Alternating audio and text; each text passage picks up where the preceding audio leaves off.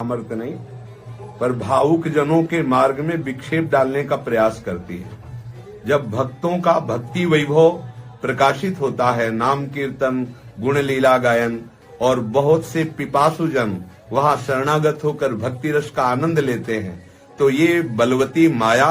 उनकी श्रद्धा पर विघ्न डालने के लिए नाना रूप धारण करती है। जो व्यक्तियों के हृदय में ईर्ष्या रूप बन करके कि कैसे इन भक्तों को परास्त किया जाए, कैसे इन भक्तों का यश नष्ट किया जाए, कैसे इन भक्तों के पास लोगों का आना बंद हो, कैसे लोगों के हृदय में इनके प्रति अश्रद्धा हो, ऐसी चेष्टाएं माया लोगों के हृदय में बैठकर द्वेष भाव करके करवाने लगती है। चाहे आप कबीरदास जी का प्रसंग देखिए, चाहे आप मीरा जी का प्रसंग देखिए, चाहे आप नरसिंह मेहता का प्रसंग देखिए,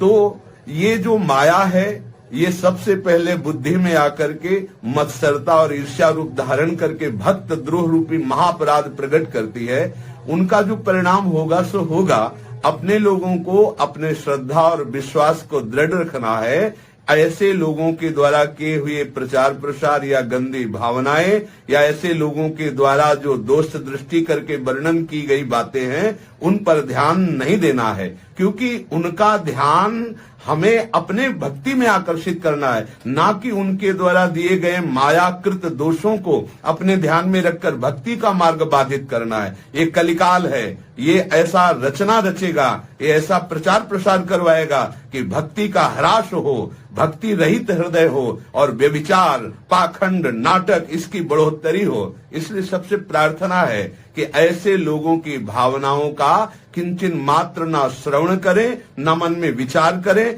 ना आदर करें, क्योंकि ऐसी भावनाओं से सतमार्ग नष्ट होता है। स्वयं तो सतमार्ग में चल नहीं सकते, पर सतमार्ग में चलने वालों के प्रति ये नाना प्रकार की कटु व्यवहार, प्रतिकूलता का व्यवहार, दोष दृष्टि का व्यवहार करते हैं और ऐसी बातें और ऐसी रचना करते हैं जिससे लोगों के हृदय में संतों के प्रति अश्रद्धा हो। इसलिए आप सबको निवेदन करते हैं कि सावधान होकर आप प्रभु से प्रार्थना कीजिए कि वो आपको ऐसी दृष्टि प्रदान करें कि आपकी श्रद्धा और भक्ति को कदापि कोई भी माया के आचरण वाले छल न सके, आपकी भक्ति में विरोध न कर सके। आप सावधान रहिए। ये तो एक साधारण सी बात है, ऐसी सी न जाने कितनी बातें प्रकट होती संतों के जीवन में, उनको नीचा दिखाने के लिए, जिससे उनके शरणागत